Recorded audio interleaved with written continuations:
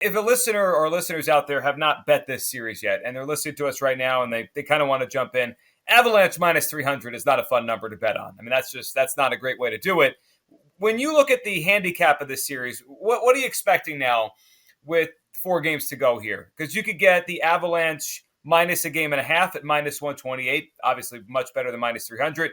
You get the Avalanche minus 2.5 if you think they finish this in 5 at plus 225. What's your feel on how long this series might go, and how might you play one of those handicaps for if you haven't bet the series yet? It's funny. I actually think that even if Colorado goes up 3-1, you can't count out the Lightning. So what I would maybe look for is like Colorado to win in 7, a prop like that, because I really just don't see the Lightning going away. They probably will run out of runway at some point, but this team is just, they're so good at hanging around, and I think they did find something in game 3 where they kind of figured out how they can jam up the works for the Avalanche a little bit.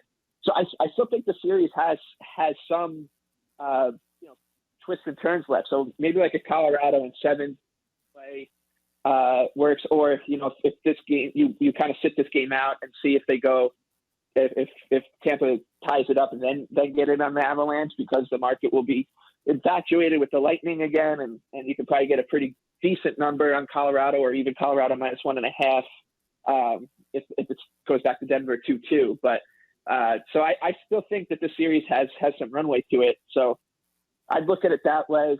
And unfortunately, like even looking at the derivatives off of Colorado, they're all so expensive. Like Cale Makar is going to win the Conn Smythe at this point if Colorado wins. So the value is all gone at his number. But so if you are looking for a Colorado entry point, I mean, getting the even money on game 4 is not a bad price at all. So maybe go that way, or bet them, something wild like them winning in 7.